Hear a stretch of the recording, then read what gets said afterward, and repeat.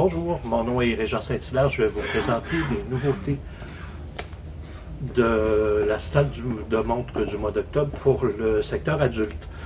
C'est un tout petit mois. On a très peu de choses à vous présenter. J'ai une petite surprise à la fin, par contre, surtout pour les institutions, pour le collégial et l'universitaire. Donc, on va commencer avec Aude Mermillot, une adaptation du roman de Martin Vinclair, Le cœur des femmes. Le cœur des femmes, qui avait été un roman très, très populaire, qui se passe dans le milieu de la gynécologie. Aude Mermillot, en fait, compte, c'est accaparer le récit. Elle l'a adapté un tout petit peu. Il y avait vraiment un pendant féministe qui était déjà dans l'œuvre, mais qui était écrite par un homme. Et là, on est vraiment...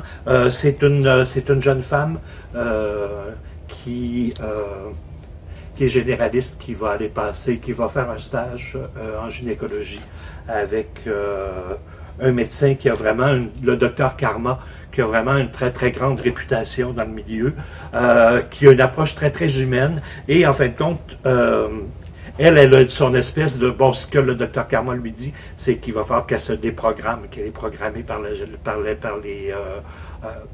les cours qu'elle a suivis. Donc, elle va développer une espèce d'approche un peu plus intimiste.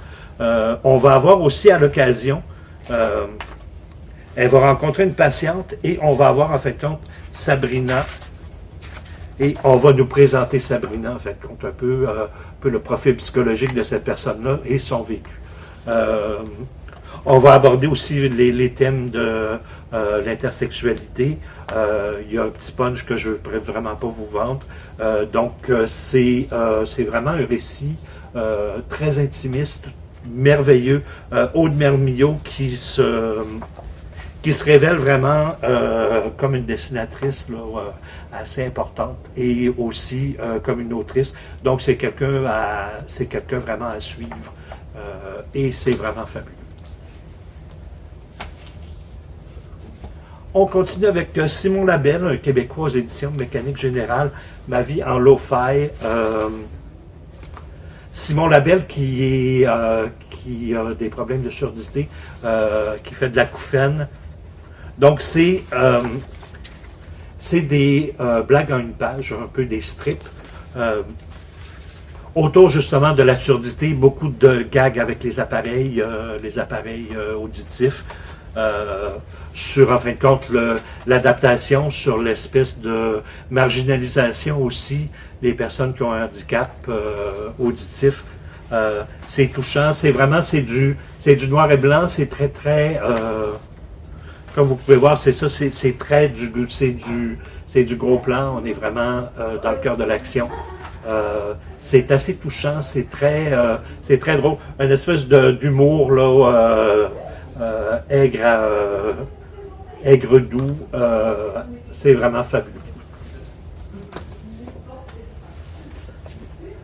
Un manga, Panda Detective Agency, aux éditions Pangetsu, de Pom Sawai, créateur qui produit très très peu. En 12 ans, il a fait 2 albums. Panda Detective Agency, c'est un tome 1, on attend le tome 2 avec impatience. Ça traite de la métamorphie.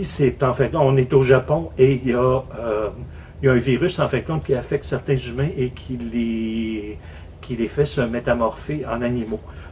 Donc c'est un jeune garçon qui est en train de se changer en panda, qui va joindre un détective qui se spécialise justement dans les cas de métamorphie, un peu pour apprivoiser son état et pour en apprendre un peu plus sur le sujet. Donc, c'est des courts chapitres, c'est des chapitres d'une 40aine de pages qui sont en fin de compte des nouvelles et qui vont explorer différents cas de métamorphie. On va avoir une jeune fille qui va se métamorpher en oiseau, une jeune pianiste prodige de 12 ans qui se transforme en végétaux. Et on a aussi l'espèce de quête un peu, là, la quête personnelle de notre jeune panda. Une espèce de punch final à la fin là, qui nous donne vraiment le goût de continuer. Une très belle découverte. Un dessin quand même assez léché aussi. Donc, c'était tout pour vraiment le général.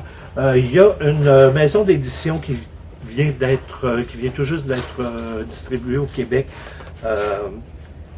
qui est les presses de l'Université Rabelais. Donc, c'est du très pointu. On a reçu 9 titres sur la bande dessinée. Souvent, c'est des actes de colloque. Vous voyez comme celui-ci, l'engendrement des images en bande dessinée, dirigé par Henri Garrick. Donc, on est vraiment dans je vous dirais, pour le corps professoral, c'est parfait. Et pour les étudiants aussi qui voudraient explorer un peu plus à fond le domaine de la bande dessinée. Je vous présente l'engendrement des images. Il y a la bande dialoguée de Benoît Glaude, une histoire des dialogues de bande dessinée de 1830 à 1960. À l'occasion, vous aurez aussi là, un support iconographique. L'effet livre, Métamorphose de la bande dessinée de Sylvain Lesage, qui est vraiment sur l'espèce de climat de méfiance qui est autour de la bande dessinée et son affirmation, en fin de compte, comme art assumé. Et celui-ci aussi, peut-être pour des départements d'animation ou des départements de dessin numérique. Case Pixel, une histoire de la BD numérique en France, de Julien Baudry. Donc, je vous souhaite un bon mois d'octobre et on se revoit en novembre.